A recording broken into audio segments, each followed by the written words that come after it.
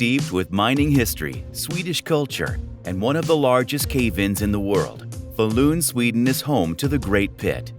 Named a UNESCO World Heritage Site for not only its town center and surrounding landscape, but its monumental copper mine, Falun. At its peak in the 17th century, Falun produced an outstanding 2/3 of all the copper in the Western world. That's a lot of metal, but it's also a lot to preserve.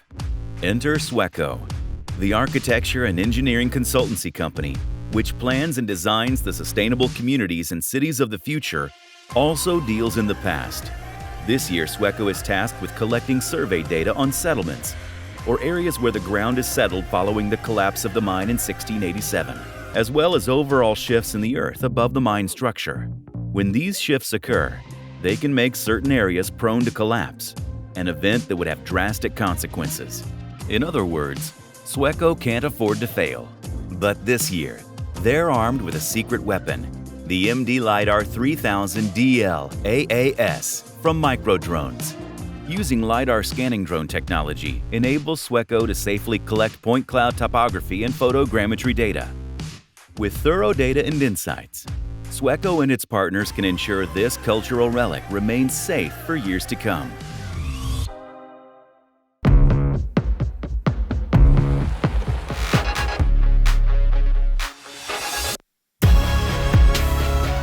I'm Rikard Svall, and I'm the sales manager of Microdrones at 5D Teknik here in Sweden. The reason for this mission is to monitor settlements in the ground, because this is an old mine that has mine shafts under the ground.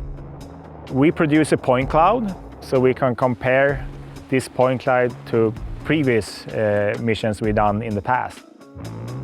Hello, Rikard. Nice to see you. So, what's the plan for today, guys?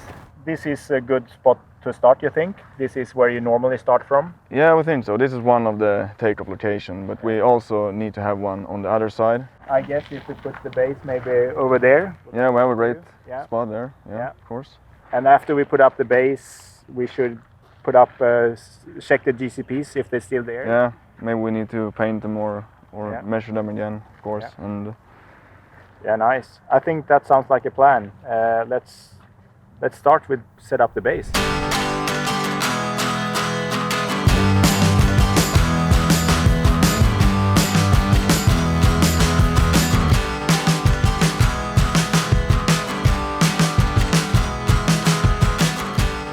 We decided to go with the MD LiDAR 3000 GL AAS. We get a dense point cloud, and we could never achieve this with normal survey. to be a part, to assess the current status of the mine is truly motivating, especially with the method and technology we're doing it with. To perform it with traditional surveys, it wouldn't only have been dangerous but also impossible. It is extra important to plan and set up the flight to cover the whole area, not only in horizontal but also in vertical extent. Do you have the map, Rikard? Yeah, I have the map. So let's get started with the planning. So should we fly the whole area as one mission or two missions, or what do you think, guys? I think we covered the pit on one flight. Yeah. But we got a problem maybe to get enough points down in the pit. Yeah, because it's so high up from the ground. I suggest we do the whole flight in once with terrain follow, and then maybe afterwards we do a second flight on a lower height just above the pit. Does that sound good? Yeah. So we get a denser point cloud in the pit, down in the bottom of the pit. Yeah, because the height variations is almost 100 meters. So I think we can perform about 3 or 4 flights from this spot. Yeah. And then we maybe need to move to the other side. Yeah, exactly.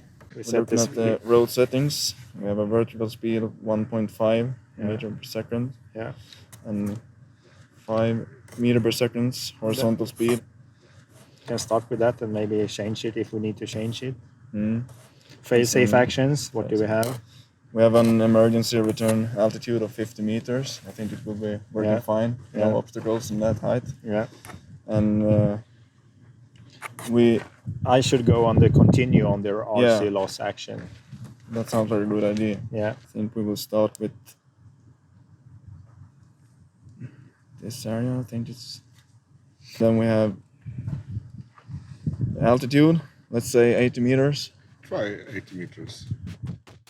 The biggest challenge my team is facing on these missions is the large height variations. It's almost 100 meters from the top to the bottom. However, the gap is too steep and narrow to fly transverse strips with the same altitude.